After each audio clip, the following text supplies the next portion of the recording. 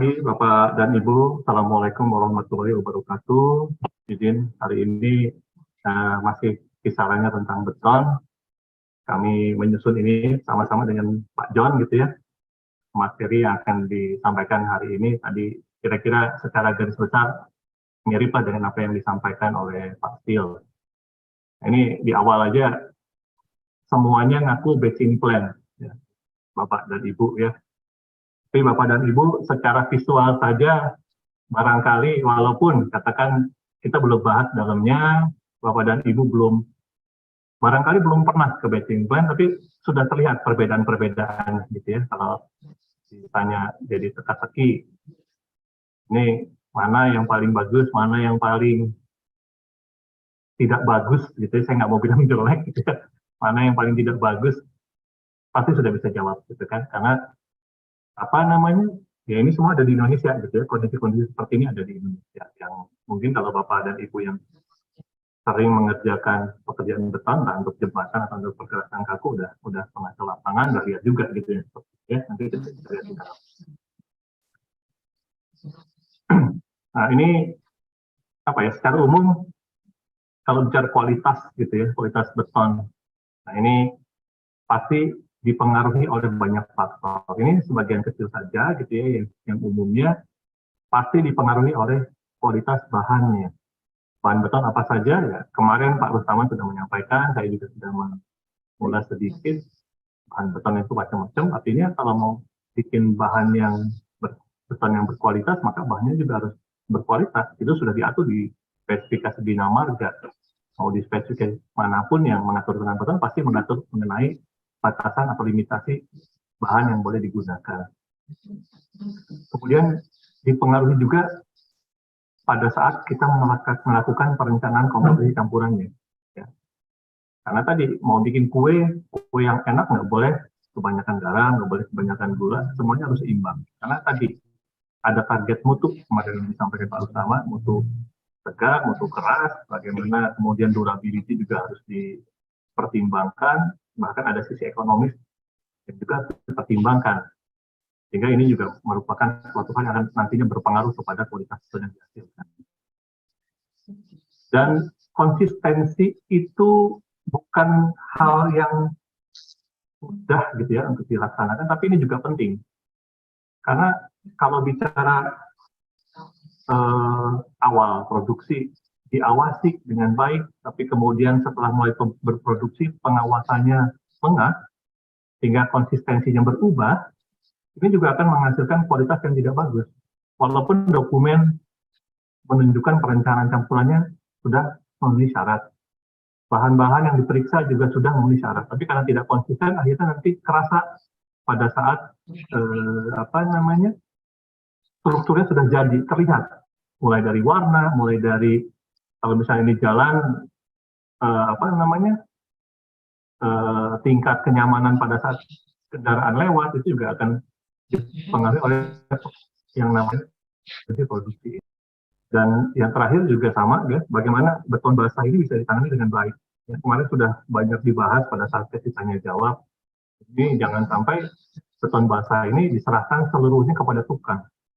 Bagaimana pengawas-pengawas yang sudah punya keterampilan itu juga bisa berperan di sini cukup besar gitu ya. Karena apa? Karena nasib selanjutnya ini akan sangat ditentukan bagaimana kita bisa menangani beton pada saat kondisinya masih basah gitu ya. Karena kalau sudah kering sudah selesai, tidak bisa diapa-apain lagi. Ujungnya apa? Dibongkar gitu, padahal belum disayangkan uang jadi terbuang percuma. Nah ini aktiviti yang mungkin akan dilakukan pada saat kita melaksanakan pekerjaan beton menggunakan batching plan, ya artinya aktivitas di batching plan ini apa saja sih yang harus kita bisa paham? Ya, ternyata cukup banyak gitu ya. Mulai dari bagaimana bahan itu disediakan, ya. Cukup nggak stoknya? Cukup nggak areanya? Di mana ditaruhnya, gitu ya? Apakah akan mudah terkontaminasi atau tidak, gitu? Karena tadi komposisinya sudah diatur, sehingga ya tadi kalau batunya pakai dua jenis, ya dua jenis ini harus ditimbang masing-masing. Kalau pasirnya pun ada dua jenis ya, agregat halus ada dua jenis, maka itu sudah ditakar masing-masing. Jadi bagaimana itu disediakan.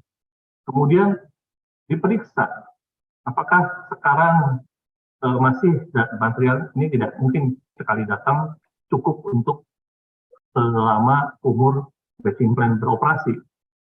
Karena tadi material akan di-stok ulang, material setiap beberapa hari akan datang material yang baru. Nah ini juga harus diperiksa, apakah cukup konsisten. Nah ini tujuannya banyak, apakah masih memenuhi persyaratan, apakah masih konsisten sama dengan bahan sebelumnya. Ya.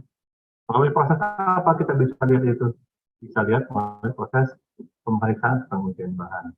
Ya, dan tentunya ada proses perencanaan campuran beton, ya, tadi sudah disebutkan. Kemudian ada masalah-masalah produksi beton yang juga harus dikendalikan. Nanti setelah betonnya diproduksi harus dikirim ke lapangan dan dilaksanakan. Dan tentunya ini juga tidak akan lepas dari namanya pengawasan. Sehingga nanti ada kompetensi tertentu bagaimana batching plant ini bisa beroperasi dengan baik gitu ya. Nah, ini sekilas saja kita singgung lagi ya mengenai bahan, ada air, ada semen. Ya kemarin sekali lagi diingatkan ya kita masih merekomendasikan OPC tipe 1 karena konsistensinya dinilai lebih bagus dibandingkan semen tipe yang lain. Kemudian kalau disebut agregat halus, maka dia punya modulus kehalusan antara 2,6 sampai 2,9. Kemudian disebut agregat kasar, maka ukurannya ini harus tertahan atau lebih besar dari 4,75 mm, ya, dan ukuran maksimumnya tidak lebih dari 38 mili. Nah, kira-kira artinya apa? Kalau nanti tulangannya rapat, tentunya harus lebih kecil, gitu ya. Kenapa ada persyaratan berapa sih ukuran maksimum agregat yang disesuaikan dengan jarak penulangan atau beton, ya. Kita tidak tahu hari ini dapat tugas lantai, tulangannya cukup jarang, tapi nanti di hari yang lain, di kesempatan yang berikutnya, diberi kesempatan untuk melakukan pengecoran pylon, sehingga tulangannya bisa lebih rapat. Kemudian, bahan tambah mineral, ya ini harus disediakan juga kalau memang dibutuhkan, artinya harus ada silo khusus, ya kemarin sudah disampaikan juga, ada fly ash, PGBFS, niklosilika, dan lain-lainnya. Kemudian secara umum bahan tambah kimia yang bisa digunakan, yang pertama yang sifatnya bisa menunda pengikatan dan yang bisa mengurangi penggunaan air ya. Nah, kalau kita bicara mau mengurangi penggunaan air, ada beberapa jenis, ada yang tipe D, ada yang tipe F. Kemudian, nah ini semen Portland gitu ya. Kemarin sudah disampaikan juga bagaimana supaya semen Portland ini kita batasi kehalusannya. Halus dan tidak halus itu dari mana sih? Nah, dari sini Bapak dan Ibu ya. Ada pengujian yang namanya pengujian kehalusan menggunakan alat blade. Nah, itu bisa dihitung berapa sih luas permukaan spesifik dari butiran-butiran semen tadi. Artinya dalam 1 kilogram, maka luas permukaannya secara spesifik itu harus berkisar antara 330 sampai 350 ya, meter persegi per kilogram. Ini kasih contoh nih, ada yang 407, ada yang 351, kira-kira mana yang lebih halus? Nah, tentunya yang akan lebih besar, dia akan lebih halus. Kenapa?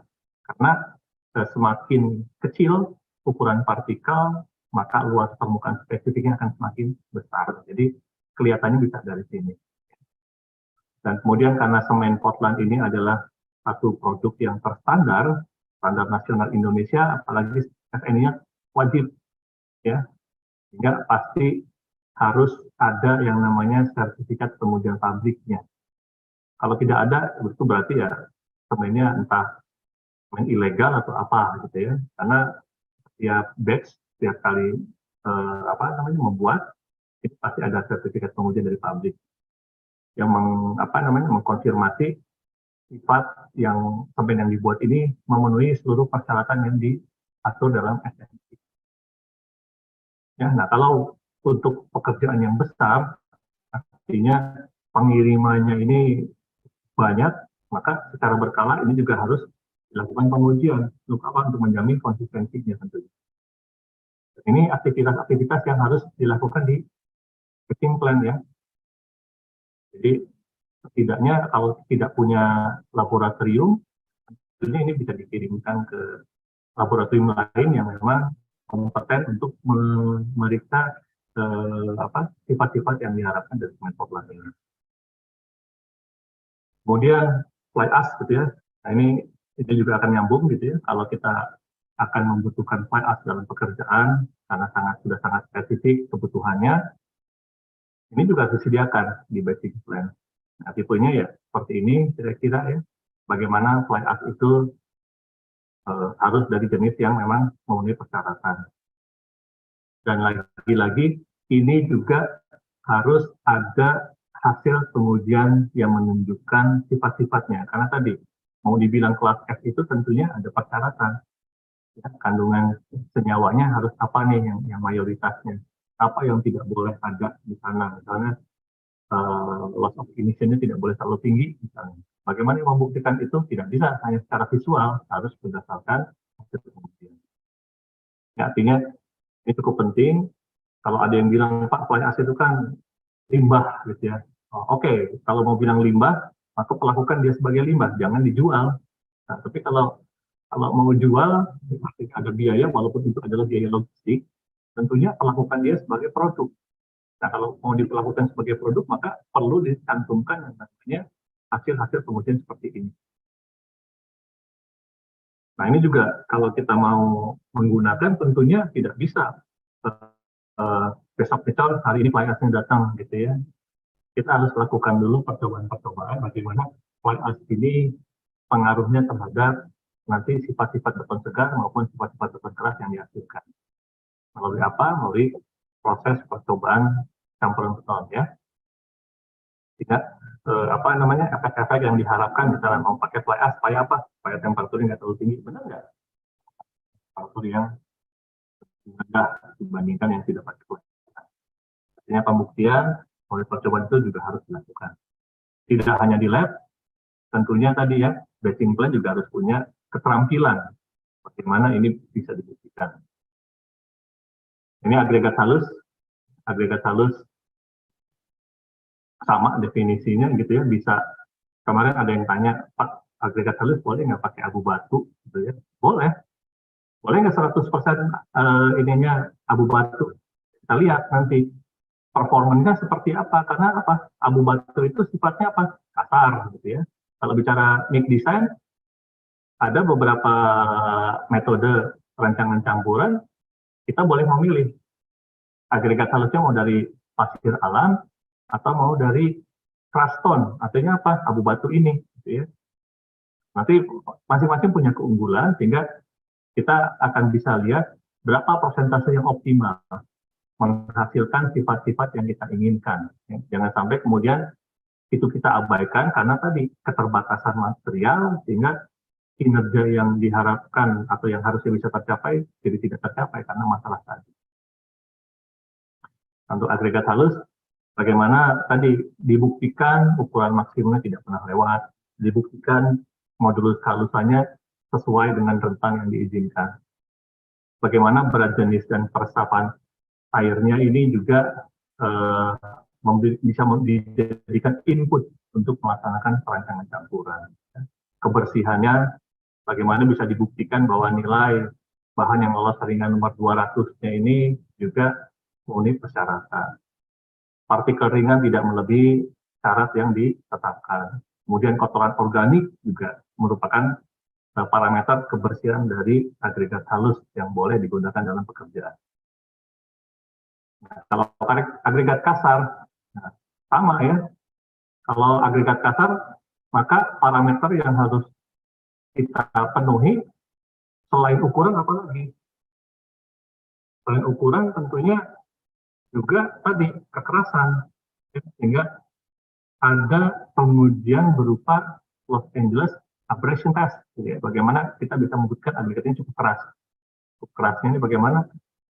Dengan nilai abrasi yang paling kecil, serendah-rendahnya. Kita tidak tahu dapatnya berapa. Nanti kita bisa diskusi berapa sih rata-rata nilai abrasi kalau mau dikatakan batunya ini keras. Gitu ya. Artinya laboratorium basic plan juga harusnya punya nih peralatan-peralatan minimal untuk bisa membuktikan bahwa material-material yang memang digunakan ini sudah material yang terpilih, material yang memang memenuhi persyaratan. Nah, kemudian ada bahan tambah gitu ya, yang tadi bersifat menunda dan mengurangi penggunaan air. Kemudian ini juga merupakan bukan satu material yang bisa dibuat sendiri, ya. Ini hasil fabrikasi tentunya harus ada sertifikat pabriknya, harus ada rekomendasi penggunaannya. Ya. Dan karena ini sifatnya bahan kimia, obat saja ada masa berlaku ya, sama ini kan disebut, kadang-kadang saya juga jadi paham kenapa ini disebut obat beton, karena ya memang mirip obat gitu sifatnya, ya, ditambahkan nanti akan memberikan efek tertentu pada beton yang kita produksi, artinya tidak boleh kadaluarsa. Kenapa bisa kadaluarsa ya? Bisa macam-macam. Kalau memang dari sisi waktu, dia itu sebetulnya padatan yang dicampur dengan air gitu ya, sehingga mungkin sudah mengendap dan lain-lain. Atau tadi karena nyimpannya kurang bagus sehingga terkena expose sinar matahari sifatnya berubah sehingga menjadi lebih cepat kadaluarsa. Di batching blend kira-kira seperti apa pengujian bahan tambah kimia ini? Ya, artinya kita sesuaikan dengan tujuannya tadi. Ya, apakah tadi berpengaruh seperti apa terhadap penurunan waktu pengikatan. Nah, kita pengen menunda yang tadinya rata-rata beton sudah mengikat 4 jam, masih efektif nggak untuk dipakai menunda sampai 4 jam? Berapa persen dia bisa dipakai?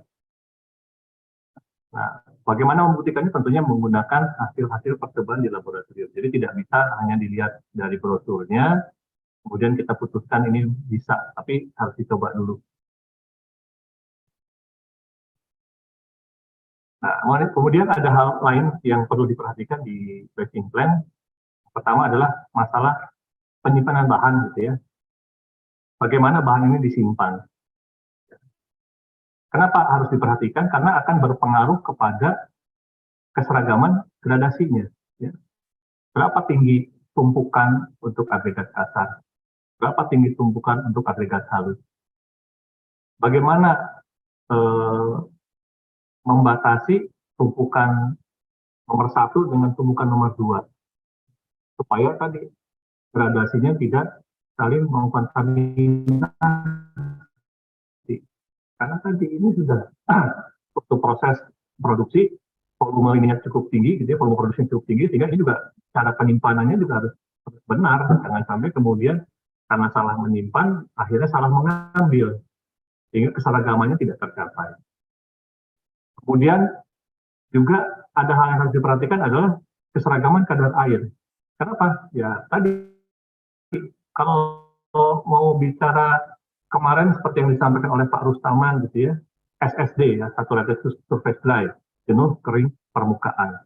Bahwa beton itu dirancang berdasarkan kondisi tadi. Ya. Artinya apa? Kondisi ini akan berpengaruh kepada berapa komposisi masing-masing material yang harus ditakar pada saat pengadukan.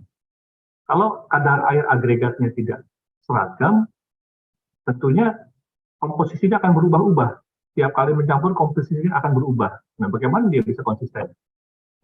Sehingga kita harus bisa menyimpan ya, bahan, terutama agregat ini, bagaimana kadar air ini bisa lebih seragam. Ya, kemarin sudah diberi contoh, tadi di awal juga sudah diberi contoh-contoh gambar bagaimana kadar air agregat ini bisa dikendalikan dengan tadi menyediakan penutup, dengan melakukan penyiraman yang teratur dan sebagainya. Nah, tidak terkontaminasi, artinya apa? Komponen beton itu sudah jelas, semen, air, pasir, batu pecah. Jangan ada tanah. Tanah dari mana? Tanah nggak sengaja ditambahin, tapi karena tadi cara kita menyimpannya itu di atas tanah, tanahnya terangkat masuk ke dalam timbangan, sehingga akhirnya yang teraduk adalah tadi komponen atau elemen-elemen beton yang mengandung tanah, yang ini akan memberikan pengaruh buruk. Kontaminasi juga tidak hanya dari tanah ya, bisa dari daun ya. Bapak Ibu pengen teduh, batching plan-nya ditanami pohon, tapi kemudian daun-daunnya berguguran cukup banyak masuk ke atas tumpukan pasir, tumpukan batu pecah. Ya, tentunya itu juga menjadi kontaminasi. Kontaminasi juga bisa berasal dari tadi tumpukan-tumpukan yang terlalu dekat, sehingga niatnya mengambil pasir, batunya terambil, atau sebaliknya. Ya, dan kemudian karena semen dan fly ash ini akan berfungsi sebagai binder, ya, sebagai bahan pengikat, akan bereaksi dengan air, tentunya harus dilindungi dari kelembapan. Makanya cara menyimpan semen, cara menyimpan fly ash, dan powder lainnya itu bentuknya silo. Ya. Masing-masing disimpan di silo tersendiri, nggak boleh dicampur-campur. Semen nggak boleh dicampur dengan fly ash di satu silo yang sama. Kalau ternyata katakan batching plan-nya mau punya melayani beberapa pengguna rumahan, ya, rumah tinggal, sama tadi pengguna yang lain adalah proyek jalan, jembatan, semuanya persyaratannya beda, maka silonya pun nggak boleh sama. Artinya pilih yang memang batching plan yang bisa menyediakan tadi persyaratan yang kita butuhkan. Jangan memaksakan memaksakan kondisi batching plan seadanya, karena adanya itu gitu. Padahal tadi kita sudah bayar beton itu dengan kualitas gitu ya, bukan dengan kualitas seadanya. Nah, ini bagaimana semen bisa disimpan, ya. Usahakan dalam penyimpanan ini harus berasal dari sumber yang sama. Kalau semennya sudah, kita tidak akan merekomendasikan, oh dari pabrik A atau dari pabrik B lebih bagus, ya. Tidak, tapi kalau sudah dari pabrik A terus. Kalau sudah dari pabrik B terus. Supaya apa? Supaya mix desainnya nggak usah berubah-ubah. Tujuannya itu. Repot.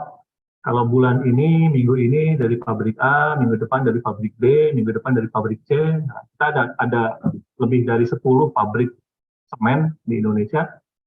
Ada 40 lebih sumber-sumber fly ash yang sudah teridentifikasi. Nah, kalau supply-nya dari macam-macam, ya tadi bayangkan 40 sumber fly ash, tiap minggu beda-beda pasokannya, siapa yang bisa menjamin konsistensinya?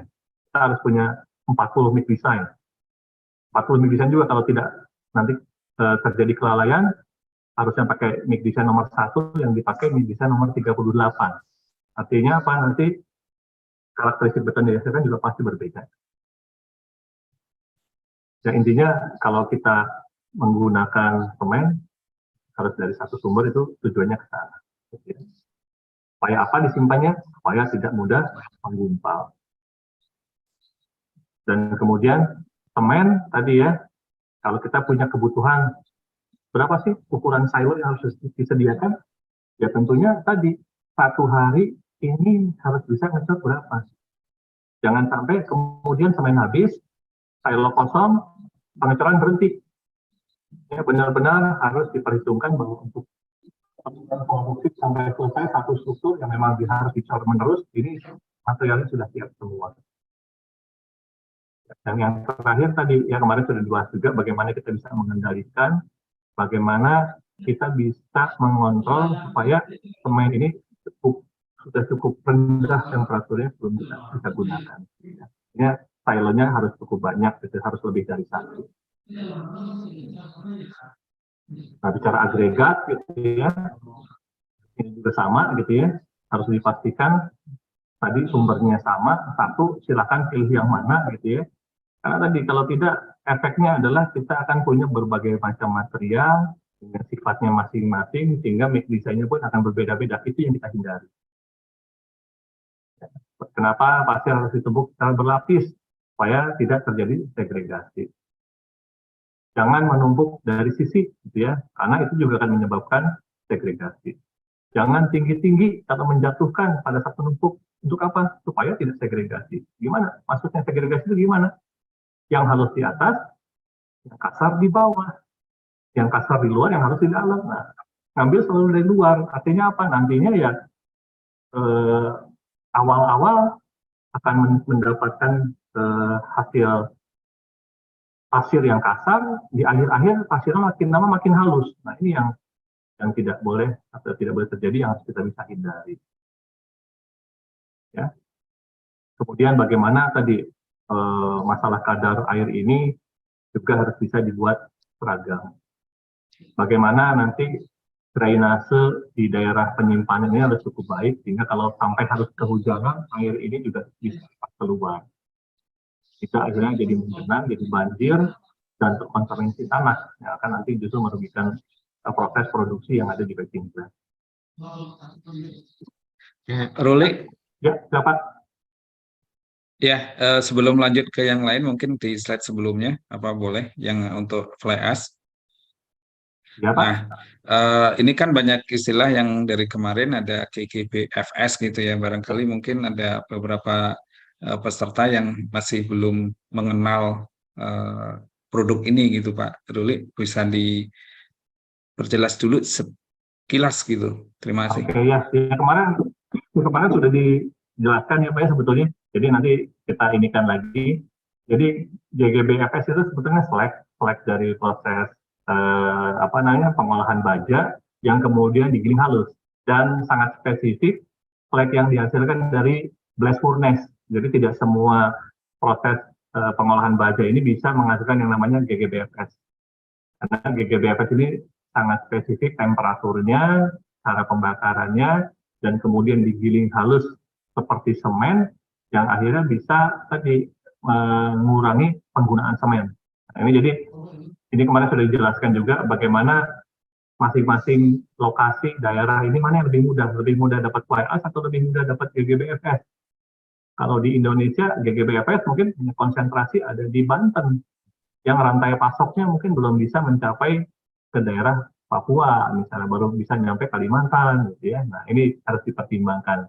Tapi kalau kita punya persiapan yang cukup, contohnya yang saya tahu gitu ya, pada saat pembangunan akses road Pelabuhan Patimban, ini di sana gitu ya, utara seperti Pantura ini sudah menggunakan GBFS karena memang sudah dipersiapkan sejak awal. Jadi ditransport dari Banten ke backing plant yang ada di sana untuk bisa dicampur ke dalam campuran beton yang ada di sana.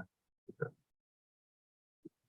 Oke Pak, terima kasih Pak. Lanjut Pak. Saya lanjut ya, ini tadi sudah. Nah ini juga sama ya, intinya penyimpanan agregat ini sama, menghindari segregasi. Ya. Jadi jangan sampai kemudian karena cara menumpuknya, cara menyimpannya yang salah, akhirnya merugikan. Karena tadi bagian bawah ini cenderung yang kasar gitu nanti kalau akhirnya menjadi segregasi. Tapi kalau kita menumbuknya bagus, segregasi ada tapi sangat kecil, sehingga pengaruh kepada campurannya pun tidak akan terlalu signifikan. Ini contoh kira-kira bagaimana sih menyiapkan tumpukan-tumpukan berdasarkan fraksinya, gitu ya. Dan sama karena agregat ini punya sifat menyerap air, maka kadar air ini juga harus diketahui, harus bisa dikendalikan. Nah, cara mengendalikannya, ya, silakan masing-masing batching plant, mana yang paling mudah. Nah, kalau beberapa pabrik, ya, kalau mau bicara ideal, kita lihat pabrik plat cetak bagaimana. Karena pabrik plat cetak ini sangat concern dengan mutu, sangat concern dengan siklus produksi. Nah, sehingga hal-hal yang sifatnya akan mengganggu siklus produksi ini diminimalisir. Sehingga itulah praktek-praktek terbaik bagaimana pengendalian kadar air agregat ini bisa dilakukan. Nah, untuk penyimpanan bahan kimia, plant, nah tentu ini juga sama gitu ya. Jangan sampai saling mengkontaminasi. Kadang-kadang dari sisi warna, dari sisi aroma gitu ya, itu yang untuk orang-orang berpengalaman. Tapi kalau untuk orang-orang yang lebih awam, harus baca label yang ada di kemasannya. Nah ini bagaimana label ini bisa jelas terlihat gitu ya. Bagaimana air ini, wadah ini bisa kedap air, jangan sampai mudah tumpah, mudah bocor. Karena bahan kimia ini kadang-kadang mengandung polimer gitu ya.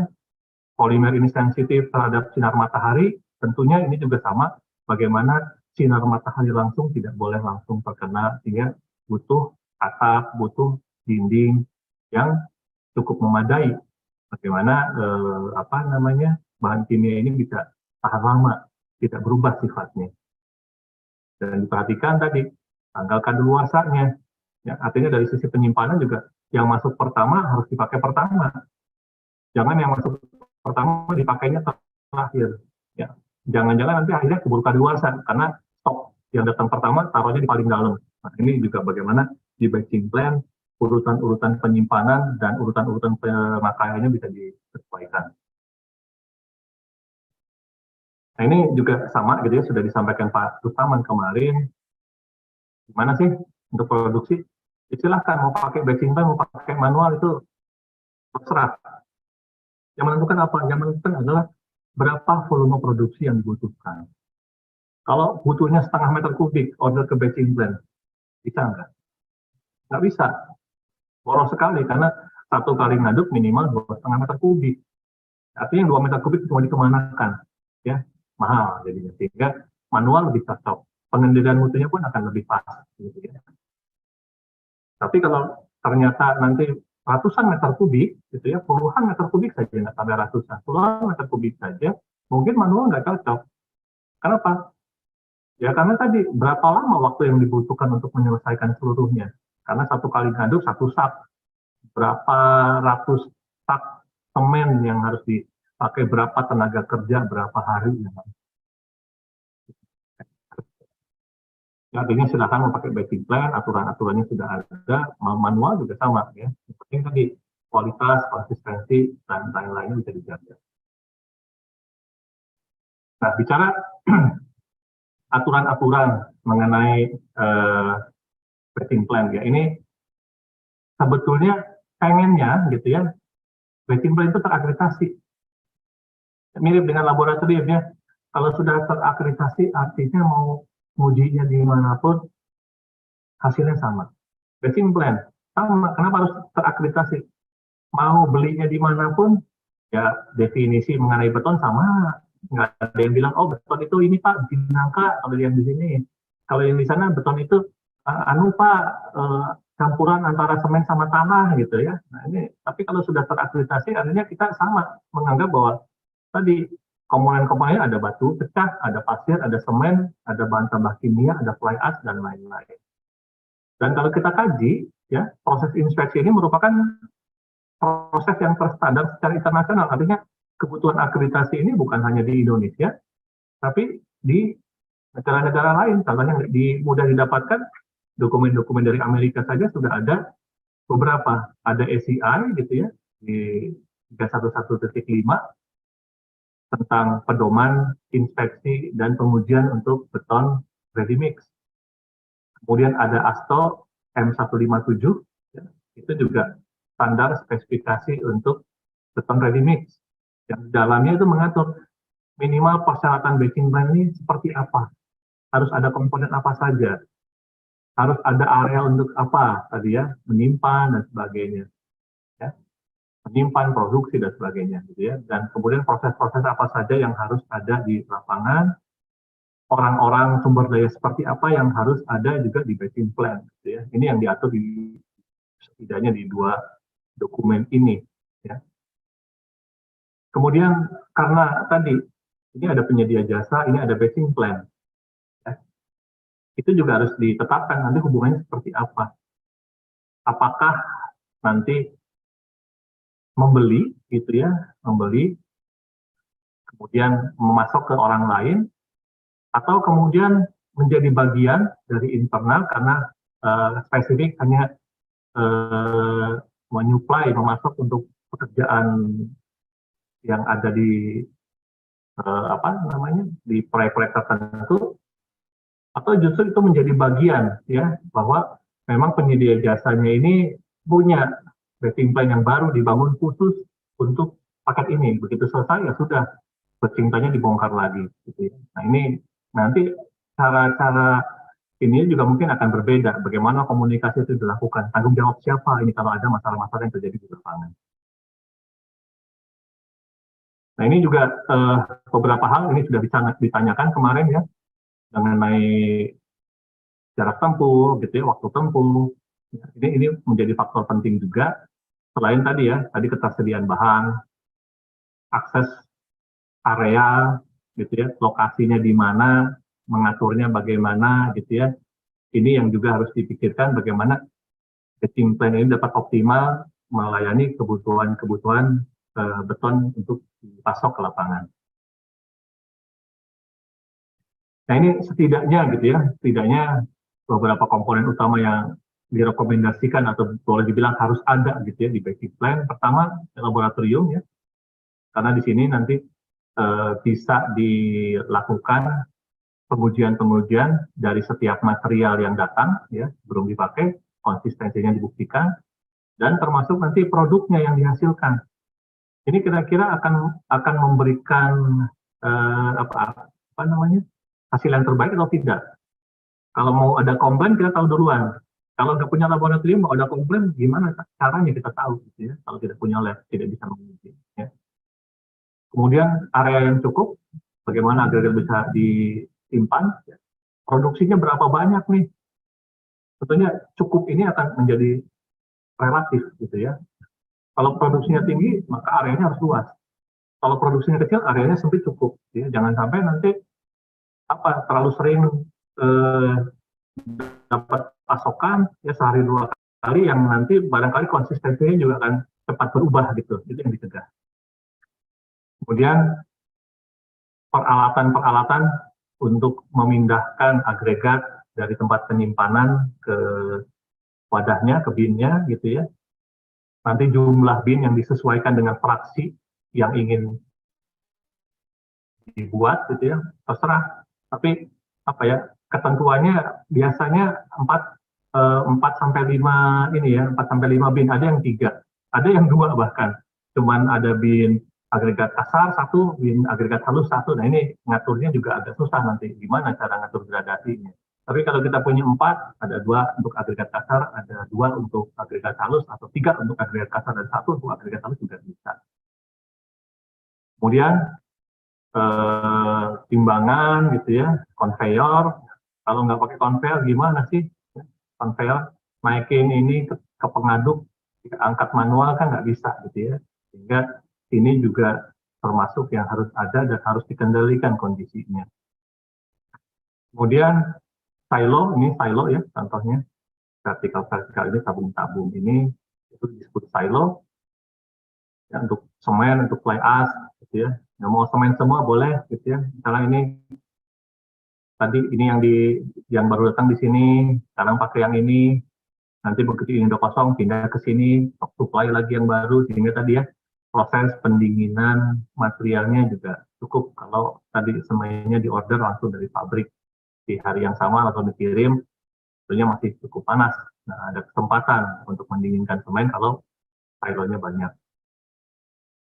Kemudian wadah air ya yang bisa ada pengukurnya juga ya karena semua ini harus ditakar ya dengan beratnya. Kalau air mungkin bisa pakai volume tapi harus jelas gitu ya. Selain air bagaimana bahan tambah kimia juga ada tempatnya, ada ukuran penggunaannya, kemudian ada pengaduknya ya, pengaduknya biasanya di atas gitu ya, tapi beberapa ready mix mengaduknya langsung di truk. Kalau bicara persyaratan sebetulnya boleh mau ngaduknya pakai yang sifatnya stationary gitu ya, atau mengaduk di dalam truk. Panjang tadi persyaratan dari beton yang dihasilkan, kemudian SOP-nya terutama itu bisa dipatuhi. Kemudian ada alat pemompa bahan pengikat silo, ya ini silonya dicampurnya di sini, bagaimana ini bisa dipindahkan ke sini. Ada control room-nya yang bisa melakukan proses penakaran dengan lebih cermat, biasanya di sini sudah digital gitu ya. Dan kemudian terakhir truknya bagaimana kondisinya supaya beton yang diproduksi ini bisa dikirim ke lapangan.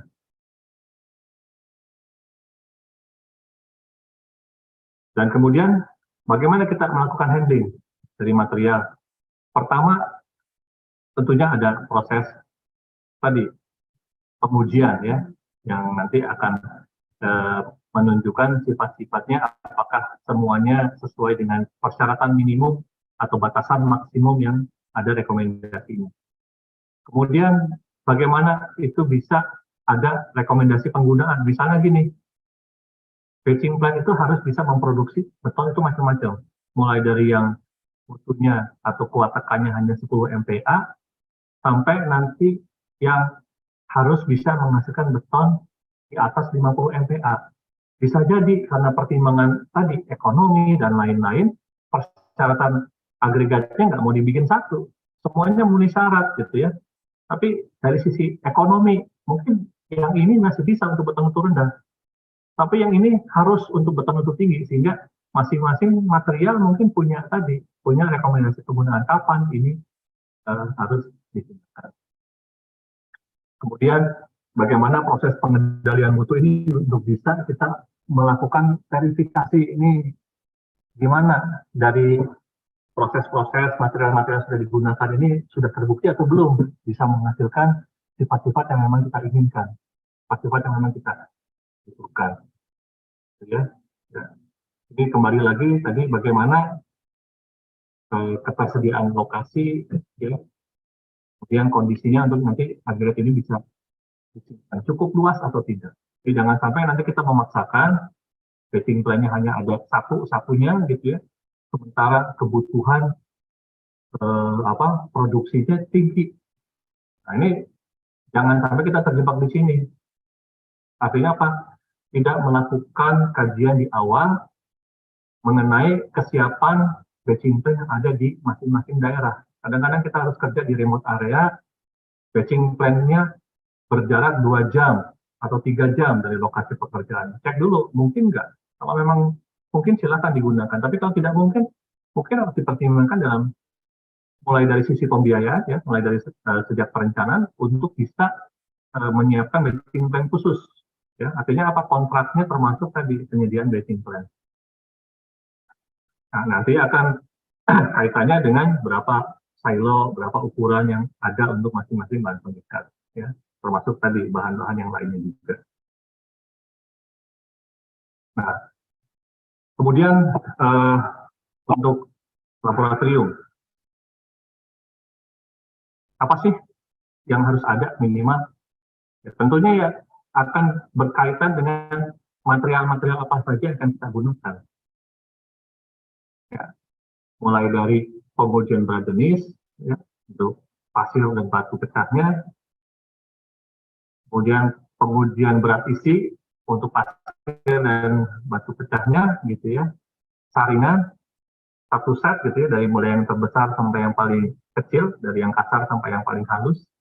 Timbangan, ya, timbangan juga harus ada beberapa jenis yang kita timbang di batching plan itu di lab-nya ya, bukan cuma semen, bukan cuma pasir, tapi batu juga bisa ditimbang. Sehingga apa? Jangan sampai kita butuhnya nimbang semen, ketelitiannya tinggi, tapi kita pakai timbangan 100 kilo. Salah. Ya, adanya minimal ada 3 nih. Ya, ada yang kapasitasnya 3.000 gram atau 3 kilo, ada yang kapasitasnya 30 kilo, ada yang kapasitasnya 100 kilo. Masing-masing nanti punya fungsi. Kapan yang 100 kilo kita pakai? Ya, kalau kita mau bikin nick design gitu ya, karena ada campurannya sangat spesifik, harus bikin nick design baru, laboratoriumnya harus bisa mencoba gitu. Jangan sampai semuanya mengandalkan pakai tadi ready mix, boros sekali, minimal 1 meter kubik untuk bisa mengaduk gitu kan. Padahal kita tadi hanya pengen tahu ini akan memenuhi kekuatan atau tidak, akan memenuhi skill yang dibutuhkan atau tidak. Ya. Mixernya jangan mixer langsung yang gede, tapi harus punya juga mixer kecil di lapangan. Jadi ini persyaratan minimum. Ya. Tentunya kalau mau cetak benda uji, ini disesuaikan dengan kebutuhan paketnya. Jangan sampai kita punya paket perkerasan beton semen, punyanya cuma silinder. Sementara yang dibutuhkan sebagai persyaratan itu adalah kuat lentur. Sehingga ini harus dimiliki oleh batching plan. Nah, kalau untuk uji tekan dari beton yang sudah dicetak, maka silindernya harus di capping. Alat cappingnya harus ada, bahan untuk cappingnya harus ada. Jadi jangan cuma sepotong-sepotong gitu ya, harus lengkap. Nah, ini ada kompor gas, buat apa? Buat masak? Bukan. Tapi bagaimana kompor gas itu bisa dipakai untuk proses pengujian kadar air. Sederhana. Jadi bagaimana kita bisa mengetahui kadar air secara cepat gitu ya. Kalau bicara prosedur uji yang sesuai SOP harus pakai oven Pak 24 jam. Itu kan kita bisa lakukan kalibrasi. Ya, kalau yang dikeringkan 24 jam seperti apa, kalau yang dikeringkan pakai kompor seperti apa, nanti bisa kita koreksi. Karena ini tiap hari bisa kita lakukan, gitu ya, sehingga penyimpangannya juga akan sangat kecil. Koreksinya bisa kita lakukan saat itu juga. Dan kemudian karena benda uji ini beton ini strength development gitu ya, perubahan kekuatan seiring dengan waktu, makin lama makin kuat sepanjang airnya ada. Maka benda uji itu harus dirawat, direndam. Tentunya harus menyediakan bak yang volumenya cukup. Cukup untuk apa? Untuk tadi, ini kita mau melayani berapa ratus meter kubik gitu ya per hari, berapa puluh meter kubik per hari produksinya, ada persyaratan untuk benda uji, nah itu harus punya ini, dan benda uji bisa direndam sampai 1 bulan. Bayangkan, harus bisa menyimpan benda uji sampai 1 bulan. Sesuaikanlah volumenya, jangan sampai kemudian karena nggak punya tempat, darurat sekali. Jadi saya tidak menyampaikan sini beberapa foto, darurat sekali bak penyimpanan benda ujinya. Jadi benda ujinya cuma setengah terendamnya, nggak pakai dinding, cuma tanah digali, pakai terpal. Nah ini kolam lele atau tempat tempat menyimpan benda uji gitu ya. Nah ini juga harus diperhatikan. Kemudian kalau kita ingin dipercaya gitu ya, dipercaya oleh orang, meskipun tadi ini laboratorium tidak independen kalau menurut sistem. Kenapa? Yang memproduksinya batching plan, yang mengujinya batching plan, dinilai tidak independen. Nah, tapi yang paling penting apa? Yang paling penting adalah kalibrasi. Kalibrasi pasti harus orang luar. Ya, kalau kalibrasinya sudah dilakukan oleh orang luar kemudian menyatakan mesin ini masih cukup layak, ketilisannya masih cukup bagus, untuk membuat menjadi independen kan bisa disaksikan bersama-sama oleh pihak-pihak yang memang berkepentingan. Dan kemudian karena proses pengujian benda uji ini ada prosedurnya, ada kecepatan pembubanan dan sebagainya, maka alat-alatnya juga harus dengan alat-alat uji yang bisa memberikan kecepatan pembubanan yang sesuai, tidak terlalu cepat, tidak terlalu lambat, ya. Nah ini sedikit mengenai sumber daya manusia ya. Kita lihat sumber daya manusia itu apa aja sih? Yang mulai dari manajer batching plan gitu ya, sampai nanti supir dari truk mixernya yang akan mengirimkan beton ke lapangan. Ini ternyata sudah ada SKKNI. Bagaimana operator batching plan itu harus punya kompetensi minimum.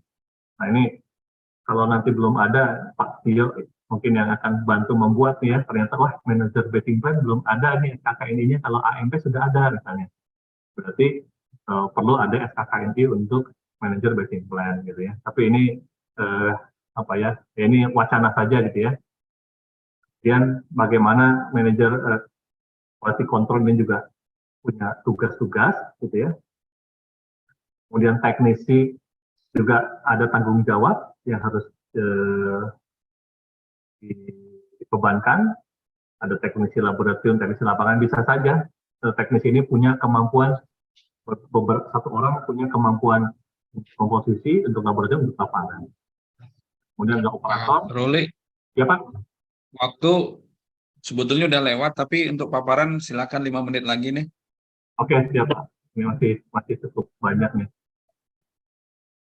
Kemudian kualifikasi teknisi ini cepat saja gitu ya. Ini juga sudah ada SKKNI-nya.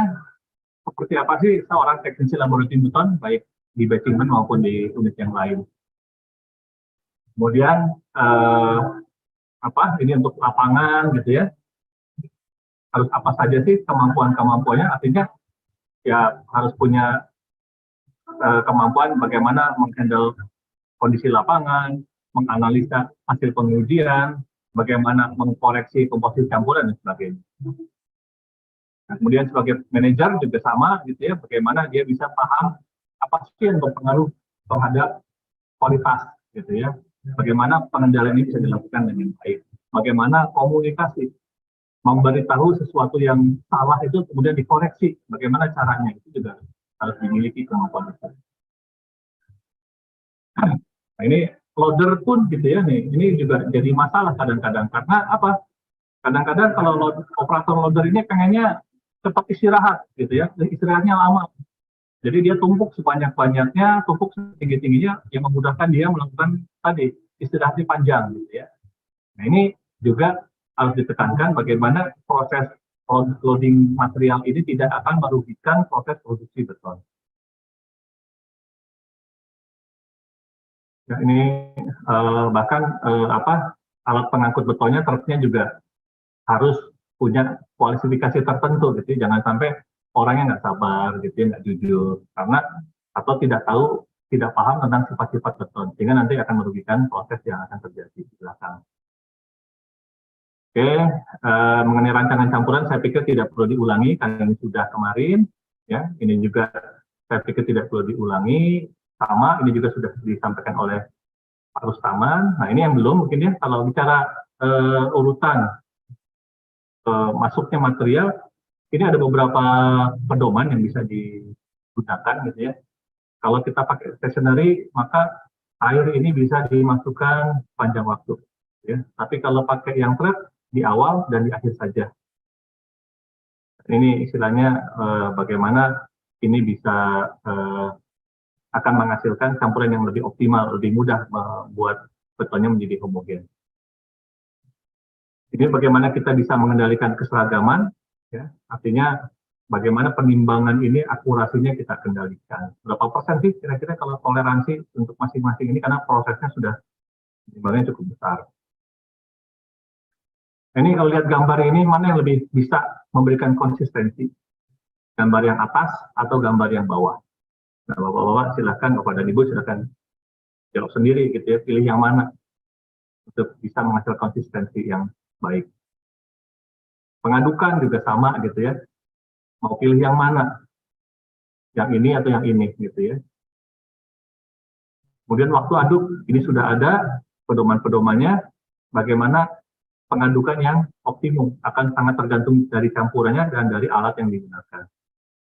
Kemudian bagaimana mengangkut untuk bisa menghasilkan keseragaman beton dan kelancaran pelaksanaan.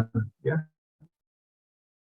Mau kali produksi langsung dikirim ke lapangan semua, atau tadi produksi kirim, tunggu berapa saat produksi kirim lagi, tunggu berapa saat produksi kirim lagi. Ini juga akan tergantung tadi yang kita kerjakan ini apa gitu ya. Jangan sampai kemudian karena salah timingnya betonnya bagus, benda ujinya bagus, tapi hasil di lapangannya berantakan. Ini ada banyak dokumen-dokumen sebetulnya yang bisa Bapak Ibu baca gitu ya, bagaimana kita bisa mengendalikan keseragaman, bagaimana variasi material yang ada yang tidak bisa kita hindari ini bisa kita kendalikan untuk meminimalkan efek negatifnya. Nah, ini contoh ya, ini penyesuaian lapangan ceritanya gitu ya, karena kita bekerja di ini udah bagus nih kalau lihat fotonya, videonya, soalnya malam hari. Tapi apakah ini yang dikategorikan sebagai penyesuaian lapangan? Akhirnya ditambah gitu. Untuk Bapak dan Ibu kira-kira bagaimana? Ini apakah diizinkan atau tidak? Apa efeknya? Artinya apa, ini mungkin keterampilannya belum ada karena dia tidak paham bahwa tujuan pengecoran itu bukan mengeluarkan beton dari dalam truk, tapi menghasilkan struktur beton yang kekuatannya juga ada persyaratannya. Dan ini bagaimana verifikasi kesiapan ini penting sekali gitu ya, penting sekali untuk memastikan bahwa beton yang diproduksi ini akan sinkron dengan proses pelaksanaan yang ada di lapangan. Sehingga ada beberapa tahapan selain kesiapan peralatan yang harus dicek. Tapi kadang-kadang kita harus bikin tadi jalur percobaan. Benar nggak nih hasilnya akan mendapatkan kerataan yang optimum? Nah nanti materi yang siang yang akan bisa menjelaskan masalah ini. Kemudian kalau untuk mas konkret tadi ya harus ada mock-up yang ukurannya 1,5 meter kali 1,5 meter sampai 1,5 meter tadi ya, untuk menghasilkan bahwa temperaturnya tidak akan lewat. Ini tadi ya produksi di batching plant tidak cukup gitu ya, tapi Bapak dan Ibu juga harus paham bahwa tadi beton itu tidak boleh langsung dilepas, harus ada proses curing. Yang di atas yang warna hijau ini adalah yang benar. Curing kompon itu warnanya putih. Itu yang diatur di dalam spesifikasi umum. Setelah disemprot pakai curing kompon, baru ditutup pakai lembar penutup yang dibasahi. Ya, geotextile orang lapangan ngomongnya gitu. Jadi tidak hanya geotextile saja, tidak hanya curing kompon saja. Kalau bicara spesifikasi Bina Marga dua-duanya diatur. Ya, ini udah benar nih, pengennya pakai warna putih, tapi ternyata nyemprotnya jarang, sehingga ya tadi tidak merata, sama dengan yang ini gitu ya, sama dengan yang Pak Rusman kemarin sampaikan, ya ini jemur karung gitu kan, bukan teori. Atau pakai lembar penutup, tapi lembar penutupnya tidak dijaga kelembapannya atau dibiarkan kering, ini juga salah. Kemudian kausan ini sering sekali terjadi di lapangan, ya, bagaimana kemudian niatnya umurnya 40 tahun, ini baru ya ini sama nih, tapi kenapa yang ini kok lebih aus? Apakah orang pengennya lewat sini atau kira-kira apa? Karena masalah-masalah produksi di batching plant yang kemudian menyebabkan kerusakan ini terjadi, kerusakan dini ya. Kemudian ini gitu ya, bagaimana niatnya bikin sambungan, tapi kemudian retaknya terjadi sendiri. Atau kemudian ini harusnya ditutup, tapi tidak ditutup, gitu ya. Padahal jalannya sudah dibuka.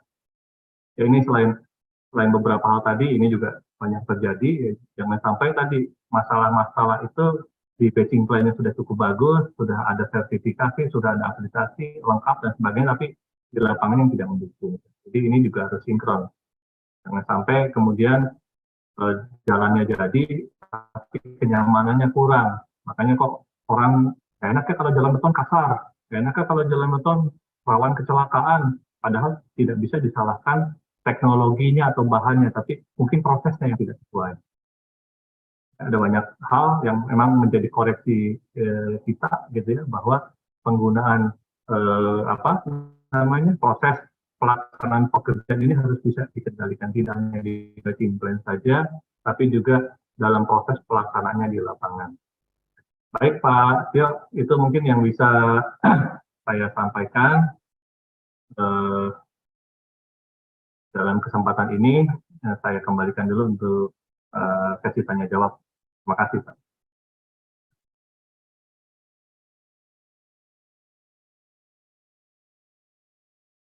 Ini Pak, terima kasih. Kita masih ada waktu kira-kira 21 menit. Saya bacakan dulu ya Pak Ruli ya, pertanyaan yang masuk. Jadi dari Bu, ya, mana dulu nih? Kayaknya ini yang agak terakhir-terakhir deh, yang awal ada nih. Dari, Kalau di chat oh ini ya, yang paling awal ya Pak. Pak Haldi. Pak Haldi, bisakah dilakukan pelatihan untuk manajer batching plan dan manajer mutu yang bersertifikasi? Monggo Pak Ruli. Nah ini apa ya, kalau sekarang kan sudah mulai ini ya Pak ya, ini memang kita sedang berusaha mensinkronkan antara proses produksi campuran beraspal, campuran beton. Kalau di campuran beraspal, AMP ini kompetensi manajer ini sudah ada Pak.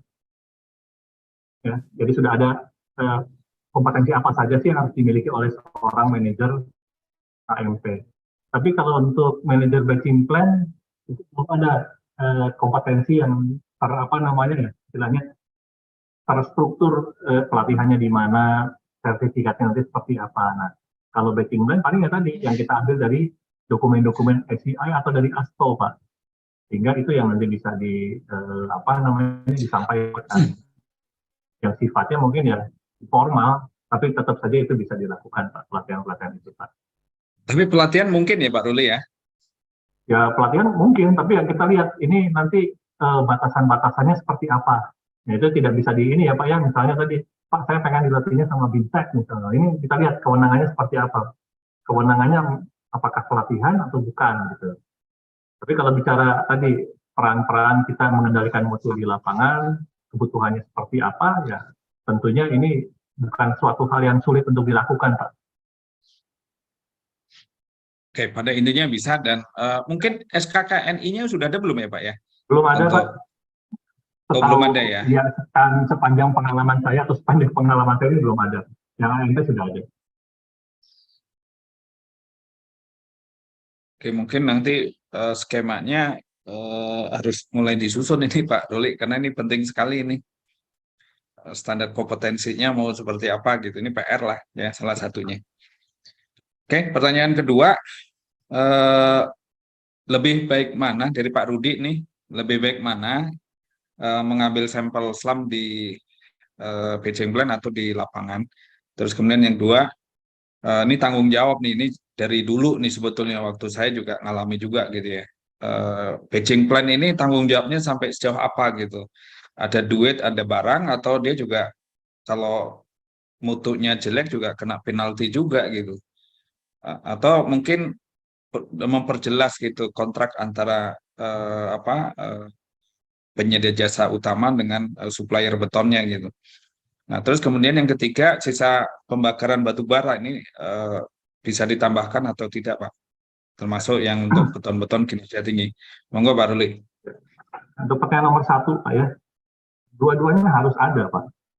Dua-duanya harus ada. Tapi kalau bicara SLAM ini kebutuhannya untuk apa? Untuk kebutuhan pelaksanaan.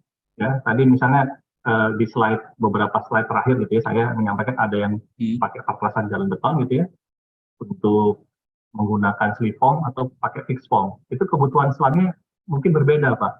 Karena kebutuhan tadi teknik pelaksanaan. Dan beton itu kapan dituangkan? Dituangkannya ini nanti pada saat di lapangan, sehingga kalau bicara nilai SLAM di batching plant, tentu kebutuhannya lebih kepada pengendalian produksi. Ini kira-kira nanti nyampe lapangan cukup nggak gitu ya.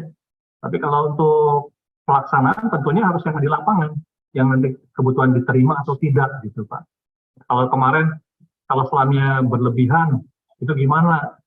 Ya sepanjang setting time-nya belum tercapai bisa ditunggu contohnya. Tapi kalau bicara tadi, ini SLAM-nya kurang, boleh ditambahkan bahan tambah kimia yang bisa memperbaiki kinerja SLAM-nya tadi Pak. Nah, artinya proses pengambilan sampel itu, sampel nilai SLAM gitu ya, itu tentunya ada di batching plant dan di lapangan. Kalau benda uji, untuk uji tekan, ya tentunya di lapangan, karena ini kaitannya dengan apa yang nanti mewakili produksi yang dilakukan. Ya. Karena apa? Dari lapangan atau dari batching plant ke lapangan juga butuh waktu. Mungkin terjadi sesuatu di perjalanan tidak kita ketahui. Jangan sampai tadi ngambilnya di batching plant, tapi di lapangan di perjalanan ditambahin air. Nah, tentunya kan sifat-sifatnya sudah berbeda. Benda uji ini tidak sama lagi. Kemudian nomor dua, gitu ya, tanggung jawab siapa? Nah, ini sudah cukup jelas Pak sebetulnya di standar nasional kita, ya, spesifikasi beton siap pakai. Ini ada yang menjadi tanggung jawab supplier, ada yang menjadi tanggung jawab penyedia jasa. Ya, jadi sejauh mana tanggung jawabnya? Ya, tanggung jawab supplier adalah sepanjang beton itu sampai ke lapangan. Itu menjadi tanggung jawab supplier. Makanya tadi, mau ngambil di batching plant, mau ngambil di lapangan, ya silahkan. Masing-masing juga bisa punya kepentingan gitu Pak. Tapi kalau sudah terpasang di lapangan, kemudian ada core drill, ada proses core drill misalnya. Itu tanggung jawab siapa? Itu tentunya sudah menjadi tanggung jawab penyedia jasa. Karena proses-proses pelaksanaan di lapangan, ada proses pemadakan, ada proses curing yang sudah di luar tanggung jawab subkon atau supplier. Tapi kita lihat lagi tadi, ini model perjanjiannya antara penyedia jasa sama vendornya seperti apa? Apakah menjadi satu kesatuan, satu badan hukum, atau dua entitas yang berbeda? Nah, ini akan dilihat ke sana gitu. Tapi prinsipnya tadi ya, tanggung jawab pengiriman sampai ke lapangan di mana nanti kalau sudah terpasang menjadi tanggung jawab orang yang berbeda tentunya. Kemudian yang ketiga, ini kisah pembakaran batu bara ini ada macam-macam. Ada fly ash, ada bottom ash. Fly ash sudah ada persyaratannya. Artinya kalau memenuhi persyaratan, fly ash-nya bisa digunakan setelah dilakukan make design.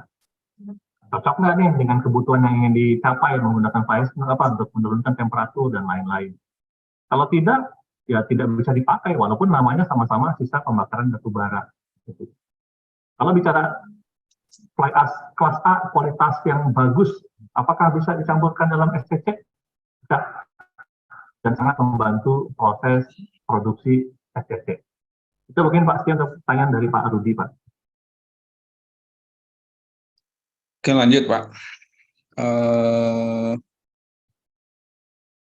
Dari Bu Raisa dari Batam nih, apa yang harus diperhatikan dalam pengujian kuat tekan beton agar nilai kuat uji paling tidak itu sama dengan yang di laboratorium batching plant gitu. Jadi ini mungkin ada 2 lab gitu, yang satu punya batching plant, yang satu punya lab sendiri gitu. Monggo Pak Ruli, Ya, kira-kira untuk sama gimana kayak gitu.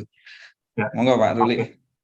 Nih konteksnya saya coba nangkep dulu ya. Tapi gini, kalau kita, makanya tadi saya menyinggung sedikit masalah akreditasi laboratorium. Ya.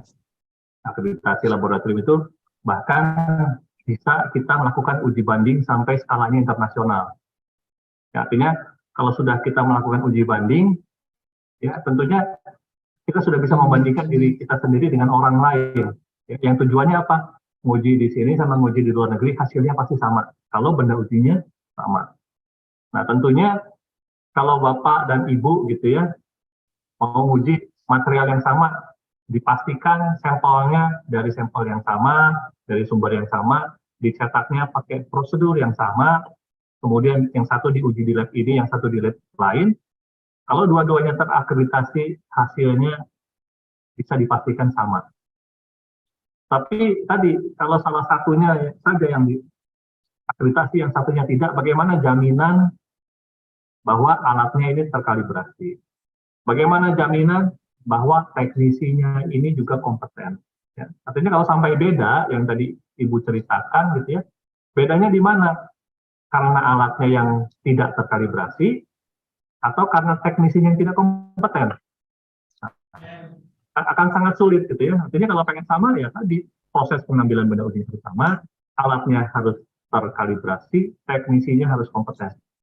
Seperti itu. Ya, kalau tidak bisa dibuktikan ya susah, nanti debatnya jadi debat kusir. Ya, seperti itu aja sebenarnya Pak. Ya, artinya contohnya gini, benda uji silinder, capping, butuh atau tidak? Butuh. Ada yang bilang tidak. Capping, atas dan bawah atau atas saja? Ada yang bilang atas saja, akhirnya beda. Ya, kemudian masalah alat, kondisi alat, harus sentris atau tidak sentris, yang satunya patahnya seal, akhirnya beda. Nah itu kan penyebabnya macam-macam gitu, dan dipengaruhi oleh tadi kompetensi teknisi dan alatnya Pak. Jadi itu Pak kira-kira Pak untuk pertanyaan dari Bu Raisa. Ya Pak, dari Pak Rudi lagi nih, apakah SNI atau code pendukung materi ini bisa di-share juga? Mungkin izin Pak Rudi, yang tadi ada ICI, ISTO segala macam, mungkin boleh di-share nggak gitu. Ya, Nah, ini terus dari Bu Yulia atau Pak Yulia ini, saya mau bertanya, tadi kan infonya ada beberapa komponen utama batching plan. Apakah benar gitu dengan menggunakan mobil plan mutu kurang bagus dibandingkan dengan batching plan yang biasa? Itu pertanyaan pertama. Yang kedua, eh, mau bertanya berdasarkan pengalaman, apakah benar beton long setting sebenarnya dari apa nih ketutup sebenarnya dari segi mutu lebih tinggi karena disebabkan kelebihan aditif tipe D. Enggak Pak Ruli? ya dari Pak Rudi dulu ya. Ya, kalau SNI ini sudah dari awal kami diwanti-wanti gitu ya, jangan share-share SNI sembarangan. Ya, artinya kalau Bapak butuh, Bapak bisa minta ke Badan Standarisasi Nasional, ya, atau beli. Nah, kapan bisa gratis? Gratis itu 1 tahun pertama setelah diterbitkan, Pak. Jadi Bapak langsung jadi anggotanya BSN dan rajin memantau website BSN. Begitu nanti ada SNI baru, Bapak bisa download gratis. Tapi kalau sudah lebih dari setahun, biasanya harus bayar. Dan kalaupun bayar, nggak mahal, Pak. 15.000 per judul, tergantung ininya ya, tergantung judulnya seperti apa. Ya, nggak mahal lah. Investasinya tidak terlalu tinggi, tapi manfaatnya besar. Kemudian izin saya lanjutkan untuk yang Bapak atau Ibu Yulia gitu ya. Nah ini kalau bicara mobile blend, boleh bilang iya, boleh bilang tidak. Karena balik lagi ke SOP ya, Pak. Karena tadi sudah disampaikan sejak dari kemarin. Mau produksinya manual pun hasilnya tidak bisa apa namanya bisa setara dengan apa yang diproduksi dari basic terutama volumenya.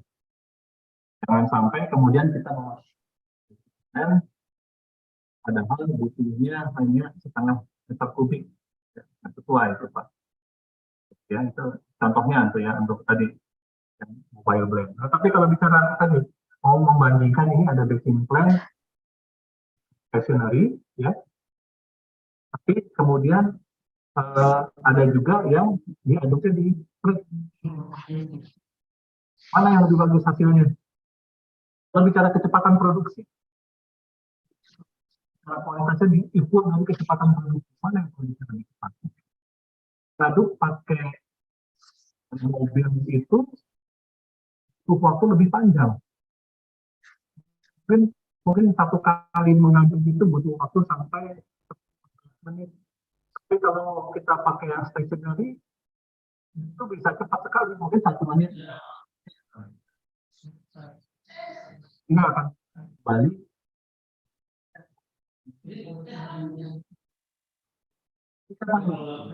Yang misalnya ada di mobil itu bisa diandalkan.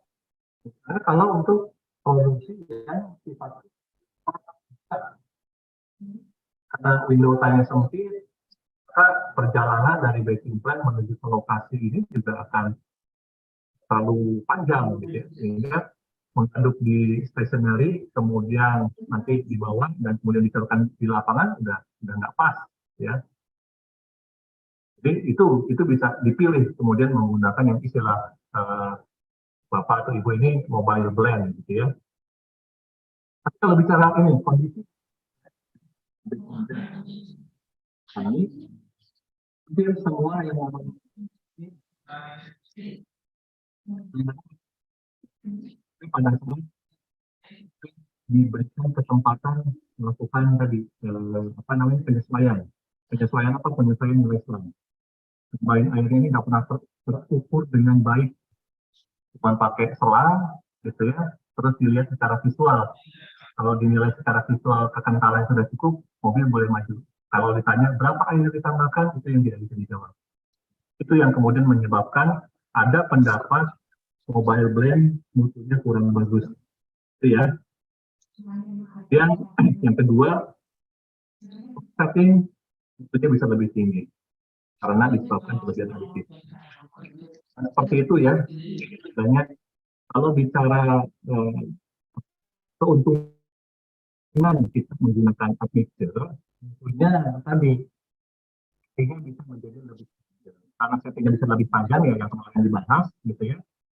Nah, kemungkinan terjadinya rekan anestesiasi menjadi lebih rendah. Tampaknya seperti itu disampaikan juga ada yang sifatnya refleks yang tidak termata. Tapi itu yang juga bisa berpengaruh kepada suaranya hilang-hilang Pak Ruli. Ya, kemudian ya ini mungkin internetnya Pak ya? Hilang-hilang gitu. Iya Pak, ya ini dari tadi soalnya sempat hilang-hilang juga ininya tadi pada saat dimulai. Izin nanti mungkin ini sambil dijawab satu-satu nih Pak lewat chat juga, tapi ini saya sampaikan dulu. Jadi kalau bicara long setting bisa jadi karena ini udah jelas nih. Bisa jadi karena prosesnya menghasilkan panas yang lebih rendah sehingga tadi retaknya bisa lebih diminimalkan. Itu mungkin Pak Setia untuk pertanyaan. Baik Pak Ruli, ini ada info dari Pak Rudi berkaitan dengan HAKI, Himpunan Ahli Konstruksi Indonesia akan mengadakan pelatihan teknisi laboratorium bersertifikat ICI dilaksanakan di 3 universitas UI, ITB, dan UNDIP. Terima kasih Pak Rudi infonya.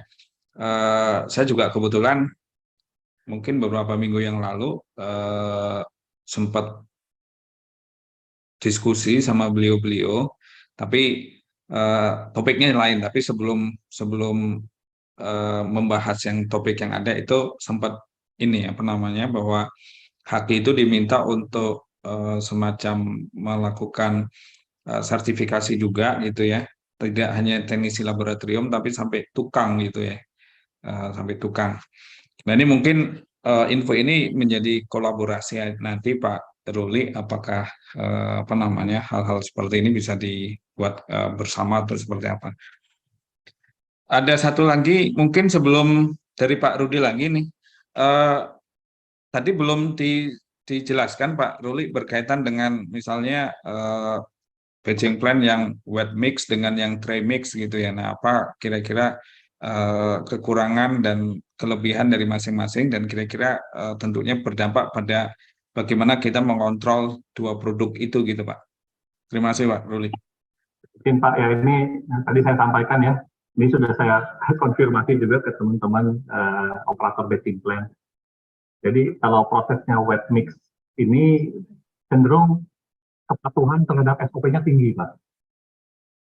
Nah, tapi kalau bicara dry mix, kepatuhan teman-teman di lapangan, operator-operator ini terhadap SOP ini banyak dilanggar, Pak. Sehingga hasilnya apa? Hasilnya produknya juga variasinya tinggi. Dan ini sudah kami buktikan sendiri gitu ya. Kami membuat beberapa percobaan, bentuknya langsung prototipe di lapangan, yang disuplai pakai wet mix, ya, itu cenderung lebih bisa diterima hasilnya. Tapi yang disuplai dengan dry mix, yang artinya betonnya diaduk di truck mixer, itu variasinya cukup tinggi, Pak. Kalau diawasinya ketat, bagus. Tapi begitu melain sedikit, ya ini Pak, nilai selamnya berubah-ubah, kadar airnya nanti tahu-tahu bleeding, yang kayak gitu Pak. Dan ternyata di rujuk-rujuk ke belakang, di batching plan ini ada yang namanya slam stand Pak. Khususnya untuk yang tadi, yang dry mix. Nah, di slam stand ini orang itu ditugaskan melihat ini, melihat homogenitas dari beton air Pak, yang tidak terukur dan hanya mengandalkan visual. Mayoritas seperti itu, Pak. Nah, itu penyebab utamanya. Jadi masalahnya di situ, Pak, sebetulnya.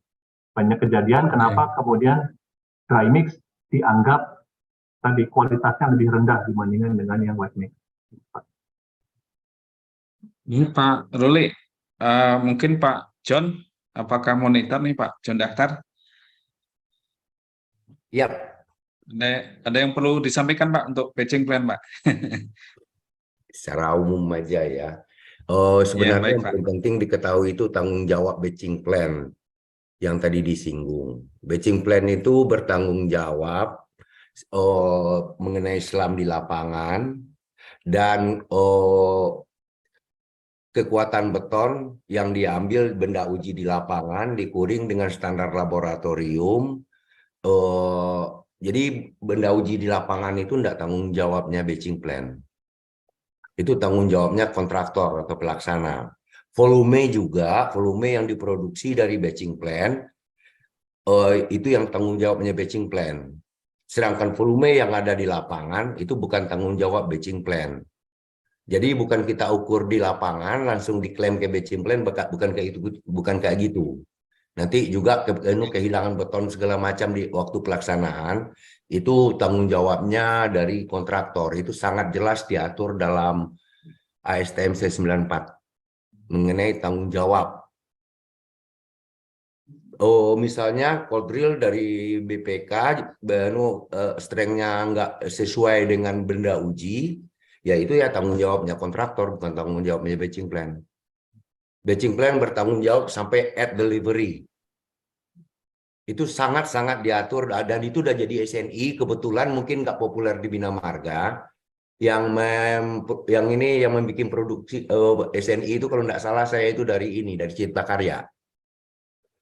Itu mengenai ini ya, mengenai tanggung jawab batching plan. Itu jelas diatur di standar. Jadi nggak bisa kita klaim kalau misalnya beton di lapangan nggak sesuai, ujuk-ujuk batching plan diklaim gitu. Itu bukan kayak gitu caranya. Dan mengenai Ya, artinya nanti kalau misalnya belum sudah pas datang nggak sesuai spek, ya mendingan ditolak aja ya Pak ya, ditolak langsung daripada di situ, diperiksa sama iya. BPK ya. Ya, dan mereka itu harus bikin benda uji dan dikuring secara laboratorium, yang dibayar itu ya itu. Kalau misalnya di lapangan nggak bisa mensimulasi kondisi ini, itu ya tanggung jawab kontraktor gitu. Sama dengan volume. Kalau misalnya orang kerja acakan banyak beton yang tumpah, ya itu tanggung jawab kontraktor. Dan penghitungan volume itu sebenarnya clear cut diatur. Dari tonase yang dikirim, dibagi dengan density beton yang diambil secara random, berapa kali, sesuai waktu pengujian di lapangan, waktu pengujian SLAM, pengambilan benda uji, dan harusnya kita juga melakukan pengujian density. Nah, volume yang dibayar itu, tonase yang dikirim ke lapangan dibagi density rata-rata.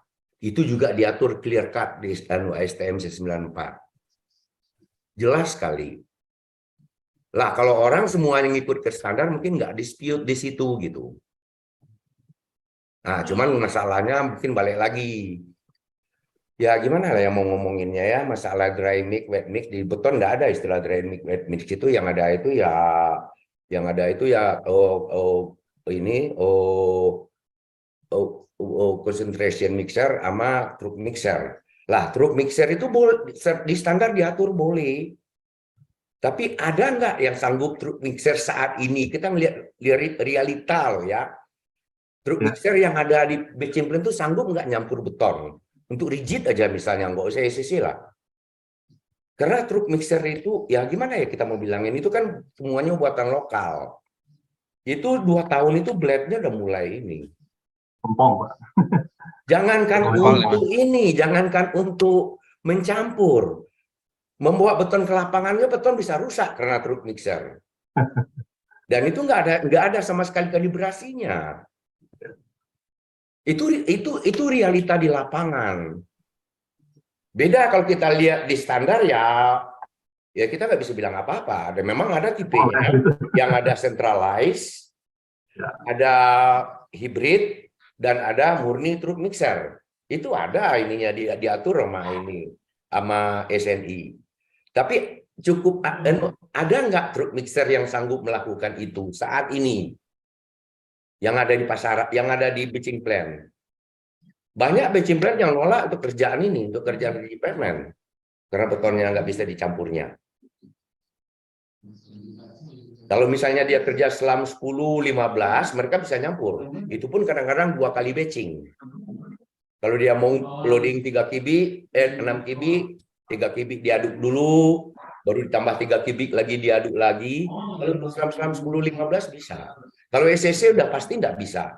Saya udah berapa kali coba di batching blend gede loh ya. Itu ECC pasti gagal umumnya. Karena kondisi ininya, kualitas truk mixernya. Jangan bilang udah standar industri, saya juga nggak ngerti, saya cuma ngelihat realita aja kok. Yang ada di lapangan aja kok. Mungkin bikin nggak nyaman, tapi that's the real life. Itu yang bisa yang bisa saya iniin. Dan mengenai sertifikasi biasanya memang dari asosiasi. Kalau di Amerika itu yang ngasih sertifikasi untuk teknisi apa segala macam itu biasanya ACI, ASTO atau asosiasi batching plant. Sedangkan untuk batching plant yang meminim sertifikasi itu DOT, Department of Transportation. Kalau di kita tuh mungkin balai. BPJN, Pak, betul. Dan itu tuh udah jadi persyaratan setiap kontraktor yang bidding harus menggunakan batching plan yang udah diakreditasi.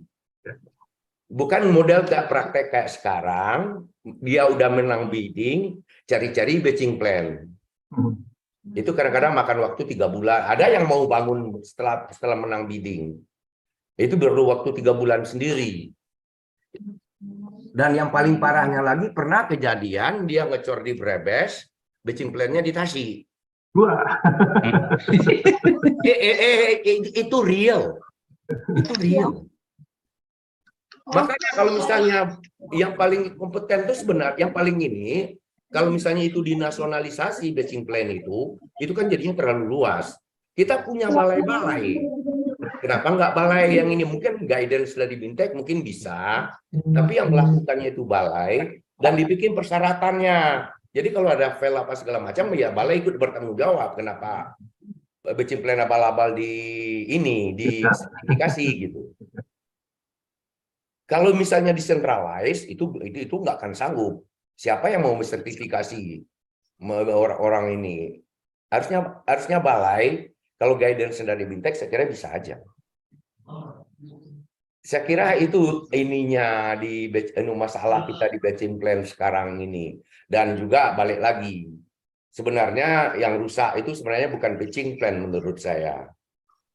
Yang bikin rusak batching plan itu orang dagang. Apa selera pasar dia mau aja ngasih. Kita yang nggak bisa men-set selera. Kita udah ada kontrak dokumen, kita udah ada standar, tapi kita nggak bisa membeli beton sesuai dengan standar. Pasir itu udah jelas harus lolos saringan 3/8. Lah, banyak daerah yang pasirnya itu kerikilnya itu bisa 20%. Itu kan harus disaring. Lah, saya punya pengalaman, saya suruh saring, komplain harga. Lah, saya masuk ke pitching plan-nya, ada alat saringan. Nggak taunya bekas ngerjain PLTU orang Jepang. Lah, harganya beda, Pak, katanya. Harusnya itu kan sensitivity dari yang bikin kontrak dokumennya, yang mengerti sama daerahnya. Kalau pasir itu harus diproses, harganya berapa? Harusnya dia ngerti sumber pasirnya dari mana. Kalau misalnya Jawa Tengah, Jawa Timur itu ya kalau nggak Lumajang, kalau nggak ya Gunung Merapi. Dan kondisi pasirnya begitu. Nah, itu juga real life. Sampai sekarang nggak ada solusinya itu. Saya Pak kira John, cuma terakhir itu yang nih bisa mungkin saya Pak ini. John. Iya. Kadang-kadang ini ada konflik kepentingan dari sisi bisnis nih Pak John. Ya. Batching plan ini kan mengirim beton sampai ke lokasi dan kemudian harus menggunakan concrete pump misalnya. Ya. Nah, kadang-kadang concrete pump ini kan punya, waduh betonnya ini kok selamnya terlalu kecil nih. Terus kemudian ya dia daripada nanti concrete pumpnya jebol gitu kan, mungkin ada sedikit modifikasi gitu. Nah, ini gimana Enggak, Pak John? sebenarnya kalau misalnya batching plan itu udah tersertifikasi baik, dia mau bikin beton untuk concrete pump, disesuaikannya untuk concrete pump. Ya bentuk betonnya, ya selamnya, dan ada sedikit ini survei kecil mengenai kondisi concrete pumpnya. Mana tahu udah umur 100 tahun atau 50 tahun. Kadang-kadang concrete pumpnya juga udah ekspor barang bekas, ekspor, habis itu udah pakai lama, udah nggak terawat baik, ya harusnya ada survei kecil gitu. Tapi bisa dibikin beton yang bisa untuk dipompa gitu. Kalau misalnya seramnya turun di lapangan karena transportasi, ya tinggal tambah SP aja itu kan normal. Itu common praktis di lapangan. Teknisi batching plan yang bagus, mereka selalu bawa persediaan SP di lapangan. Kalau misalnya di lapangannya selamnya diprediksi hilang misalnya 3 cm dengan transportasi, diminta 12, dia bikin di lapangan 15. Mungkin karena macet apa segala macam mungkin datang 10. Nah, itu masih bisa dijadikan 12 atau 13, nggak ada masalah sesuai dia masih dalam spek. Tinggal tambah super platisator dan teknisi biasanya sudah pada mengerti. Dan itu masalahnya lagi. Kalau kita pakai itu nggak mengganggu ke strength, nggak mengganggu kemana-mana. Kalau kita tambah super platisator. Kacaunya ada lagi truk mixer yang kita tambah super platisator, pas diaduk itu yang turun selamnya itu yang di kepalanya aja. Di dalamnya tetap kental, tambah lagi, aduk lagi, balik lagi ke kondisi mixer. Siapa yang mau kontrol? Padahal standarnya di ASTM C94, truk mixer yang bisa dipakai itu ada standarnya. Itu jelas ada standarnya, ada testingnya. Ada testingnya. Oke Pak John. Terima kasih.